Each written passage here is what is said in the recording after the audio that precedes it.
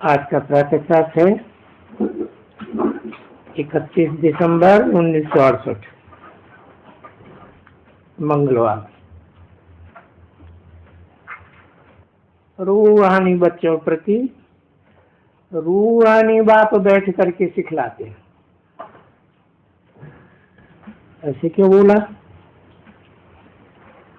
क्योंकि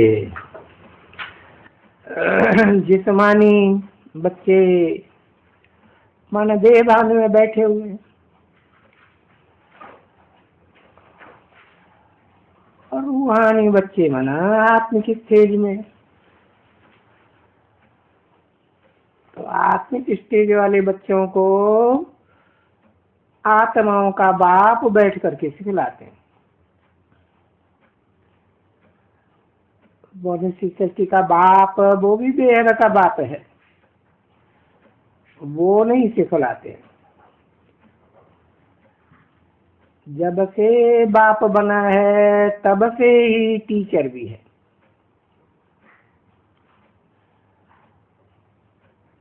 तब से ही फिर गुरु शिक्षा भी दे रहे हैं। ये तो बच्चे समझते ही है अच्छी तरह से, जबकि वो बाप भी है और टीचर भी है और गुरु भी है, एक ही है। तो कोई छोटा बेबी या बेबी बुद्धि तो नहीं है, नहीं। तो ऊंचे से ऊंचा है, बड़े से बड़ा है। तो जब से आते हैं बाप भी आकर के बनते हैं। वो तो जानते हैं ये सभी मेरे बच्चे हैं, और इन बच्चों ने पुकारा है ड्रामा के प्लान अनुसार कि आए करके हमको पावन दुनिया में ले चलो।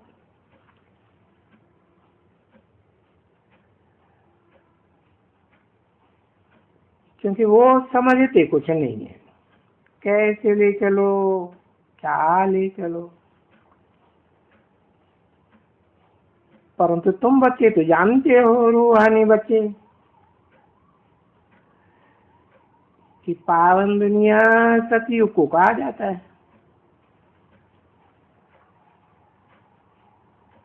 पतित दुनिया नरक को कहा जाता है।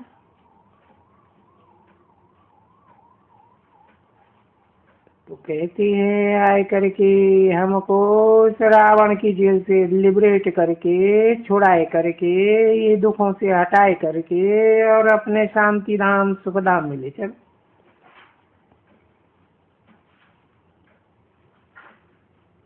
क्योंकि ये सुख धाम और शांति धाम दोनों नाम तो अच्छे ही हैं।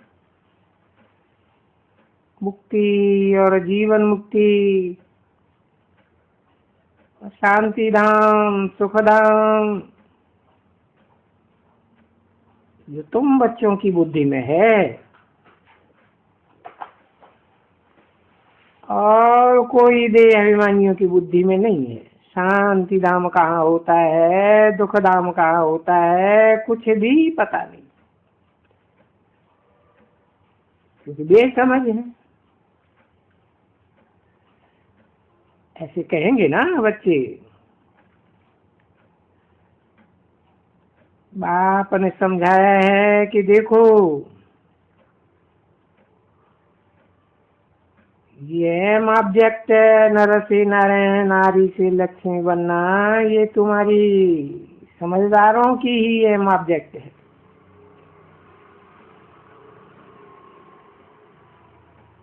तो जरूर एम ऑब्जेक्ट होती है बेसमझों के लिए, समझदार ऐसा बनने के लिए। और ये बाप तो सिखलाया है और बच्चों को औरों को सिखलाना है, तो सबको सिखलाना है ये एम ऑब्जेक्ट, ये लक्ष्मी नारायण जैसा बनना है। मनुष्य से देवता बनने का है। तो ये है ही मनुष्य की सृष्टि, और ये है देवताओं की सृष्टि। देवताओं की सृष्टि होती है सतयुग में, तो जरूर मनुष्यों की सृष्टि होगी कलयुग में, क्योंकि मनुष्य से देवता बनना है तो जरूर पुरुषोत्तम संगम युग होगा।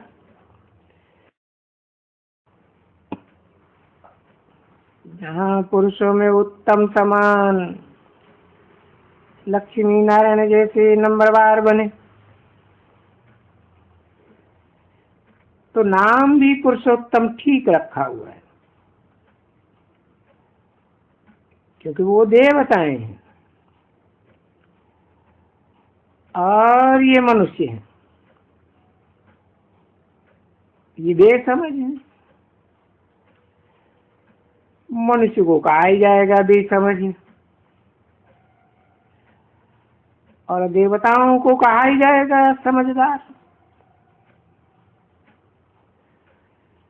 परंतु ये मनुष्य कोई अपन को बेसमझ समझते थोड़े ही है। नहीं, कहते भी है, देखते भी है, मंदिरों में जाते हैं, जो समझदार हैं वो जाते हैं।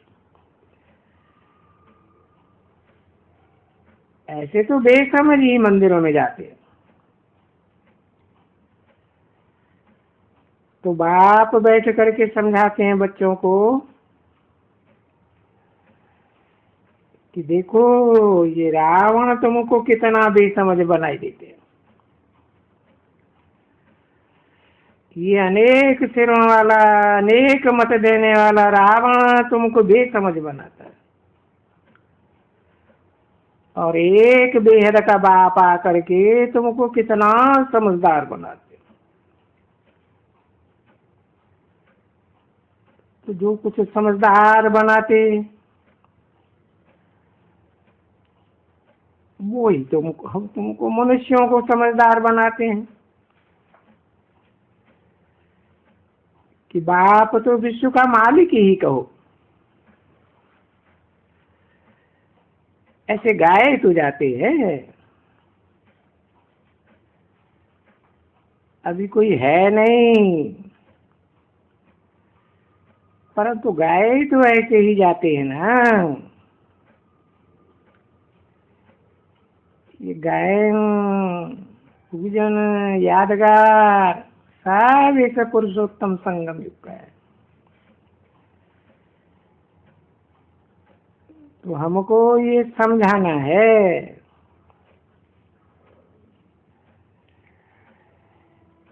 कि वो बेहद का बाप है, और वो एक ही बेहद का बाप सुख देने वाला है। बेहद का सुख होता ही है नई दुनिया में, और बेहद का दुख होता ही है पुरानी दुनिया में।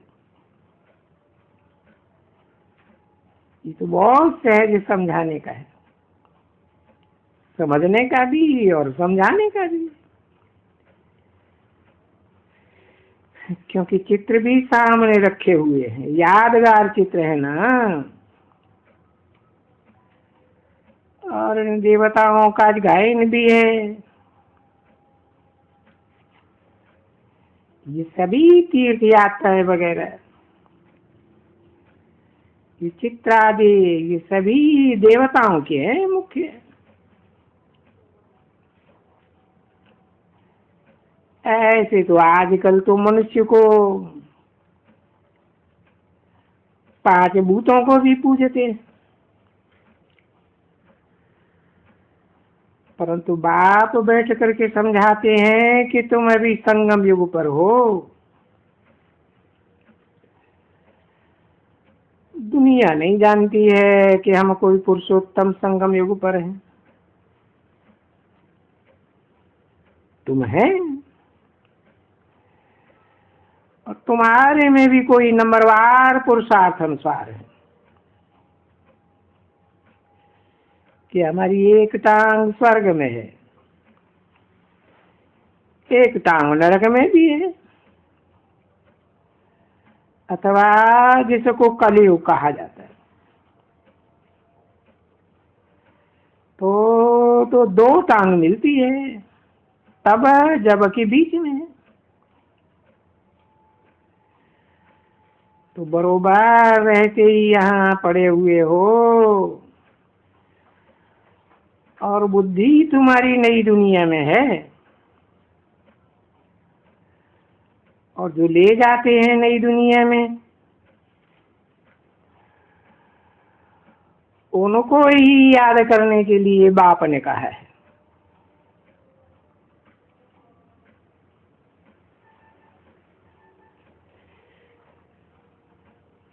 क्योंकि उनको याद करने से या बाप को याद करने से तुम पवित्र बनने वाले हो।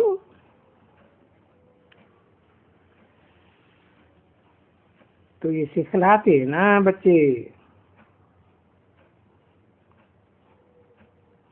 कौन सिखलाते हैं? शिव बाबा सिखलाते हैं। तो शिव को तो बाबा ही कहा जाता है।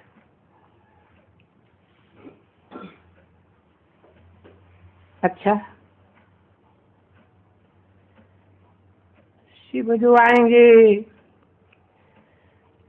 तो नई दुनिया रचेंगे तो जरूर संगम युग पर ही आएंगे, क्योंकि तुम बच्चों को जब अभी आते हैं शिव की जयंती मनाते तो जरूर हैं। अरे पुरुषोत्तम संगम युग में कल पहले भी शिव आया था। क्या किया था? क्या किया था वो तो कोई को भी मालूम नहीं है बच्चे। जयंती तो मनाते हैं, और जयंती भी मनाते हैं रात्रि की। कह देते हैं महाशिवरात्रि। क्यों? ऐसे क्यों कह देते हैं? जयंती मनाएंगे इनकी रात्रि, क्योंकि जयंती अक्षर दिया हुआ है ना देवताओं को, मनुष्यों को, किसको दिया हुआ है? तो फिर वही अक्षर शिव के लिए तो नहीं कहा जाएगा ना।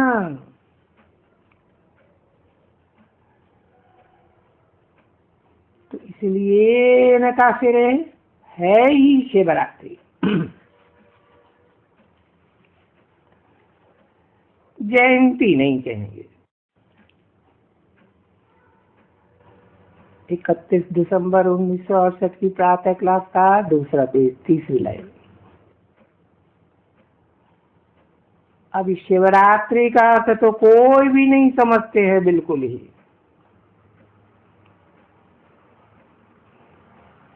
कि भले घोर अंधकार की रात्रि है, अज्ञान की रात्रि है, लेकिन कल्याणकारी रात्रि।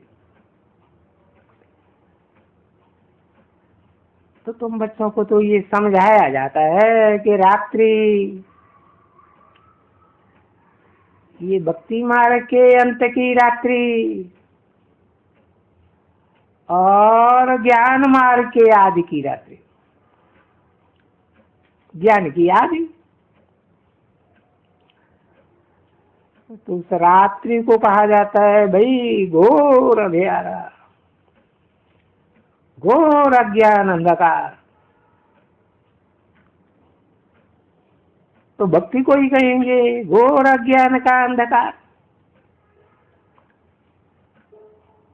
अभी ये भक्ति घोर अंधेरा है, और ये बात तो कोई समझ भी नहीं सके। कोई की बुद्धि में बैठे भी नहीं। क्यों अंधियारा कहा जाता है? क्योंकि अंधियारे में भटकना बहुत पड़ता है और दुख भी अथाह। बाप ने बच्चों को कहा था कि अथाह दुख भी लिखो और अथाह सुख भी लिखो। तो जरूर अथाह दुख और अथाह सुख का संगम तो होगा ना कोई समय। अथाह दुख पूरे होते हैं तो अथाह सुख शुरू होता है।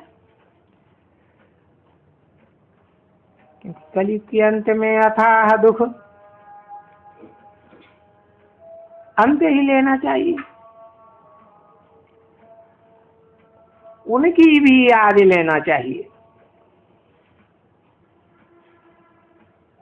तो तुम बच्चों को ज्ञान तो है, आदि मध्य और अंत का ज्ञान। अभी सृष्टि के आदि को भी जानते हो, सृष्टि के मध्य को भी जानते हो, जब के अंधियारा शुरू होता है। तेरे अंत को तो अभी तुम देख ही रहे हो, समझ ही रहे हो इस ज्ञान को। तो भी कोई सभी तो नहीं समझते हैं ना। नहीं बच्चे, सभी नहीं पढ़ सकते हैं। जितनों ने कल पहले पढ़ा था वो इतने ही पढ़ेंगे, और जितनों ने जो पुरुषार्थ कल पहले किया था वही करने लग पड़ेंगे, ड्रामा के वश में हो करके। और फिर ऐसा ही पद भी पाएंगे वहां। ठीक है ना बच्चे? तुम्हारी बुद्धि में ये चक्कर जो है वो पूरा समझते हो कि बरोबर जैसे मनुष्य आते हैं शुरुआत में इस झाड़ में नंबरवार, फिर पुरुषार्थ अनुसार तो कहेंगे, ऐसे ही तुम फिर उतरते भी हो, ऐसे ही हो नंबरवार पुरुषार्थ अनुसार फिर आते ही। क्योंकि माला है ना। फिर भी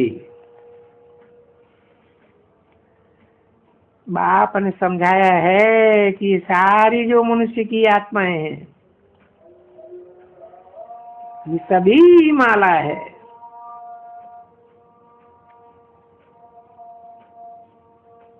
क्योंकि नंबरवार ही आते हैं ये सभी, आगे पीछे इनको ऐसे पार्ट नहीं मिला हुआ है। देखो कोई भी नाटक होगा तो उनको पार्ट मिला हुआ है कि भाई किस समय में आना है सबको, वो तो उनको समझाया जाता है। तो वो तो विनाशी नाटक है, पर ये तो बेहद का बना बनाया नाटक है। बैठ करके बच्चों को समझाते हैं कि भाई ये अनादि ड्रामा ऐसे बना हुआ है। तो जैसे तुमको बाप बैठ करके समझाते हैं, पर इस समय में जो बाप समझाते हैं वही तुम बच्चों को, अपने भाइयों को समझाना है। अच्छा, ये भी कोई नई बात नहीं है कि अभी समझाते हो।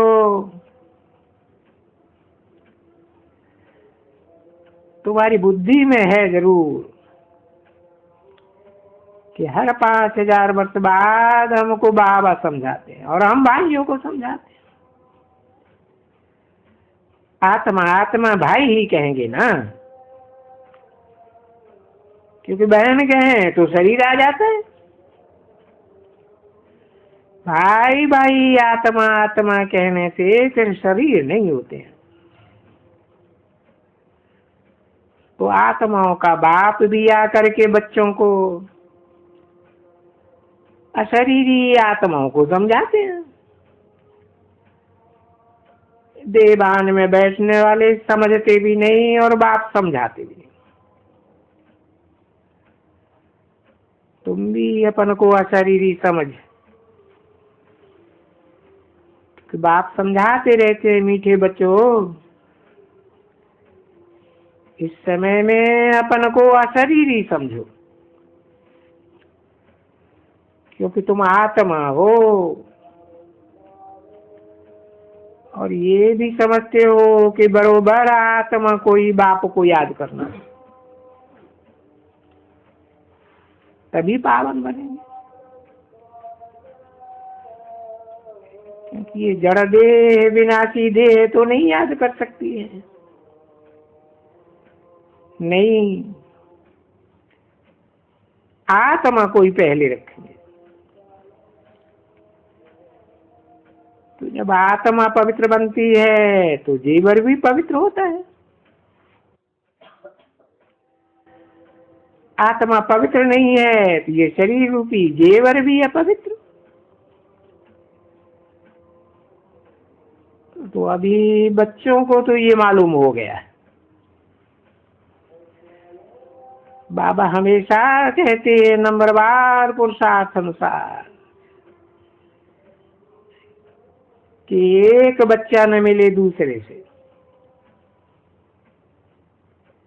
एक की फीचर से भी न मिले दूसरे की फीचर से, तो एक की एक्टिविटी भी न मिले दूसरे से, क्योंकि ये है बेहद का नाटक। वो हद के नाटक होते हैं जो तुम देखते हो, देखते जाते हो। तो ये भी तुम समझते हो, जब बाइस्कोप में आते हैं तो नंबरवार ही आते हैं पार्ट बजाने के लिए, नंबरवार ही रखा हुआ है, कभी भी फर्क नहीं पड़ेगा।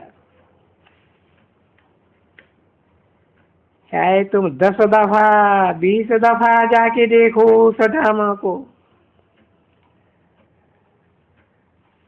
उनको देख सकते हो 10 दफा 2 दफा। आज देखो, कल भी चाहिए देखो, तो वो ही देखेंगे जो कल देखा था। ऐसे है ना बच्चे, जो कल देखा अगर आज भी जाकर देखेंगे तो ऐसे ही। तो ये भी बाप कहते हैं, इसको बेहद को भी कहते हैं आज और कल। 31/12/1968 की प्रातः क्लास का तीसरा पेज। जो कल तुमने ये समझा इनको, तो फिर समझ करके और बादशाही ले ली और फिर घुमाई, और फिर आज समझ रहे हो।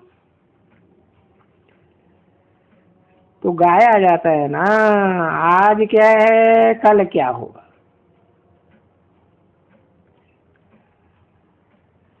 तो ये तो समझते हैं कि बरोबर कि आज ये भारत तो बेचारा पुराना है, इसको नरक ही कहा जाता है।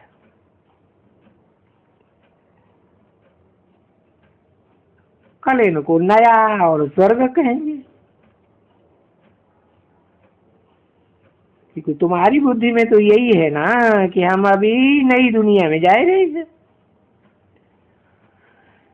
श्रीमत पर श्रेष्ठ बन रहे हैं। तो कोई हम श्रेष्ठ बनते हैं तो हमारे लिए ये सृष्टि भी तो श्रेष्ठ नहीं बनती है ना,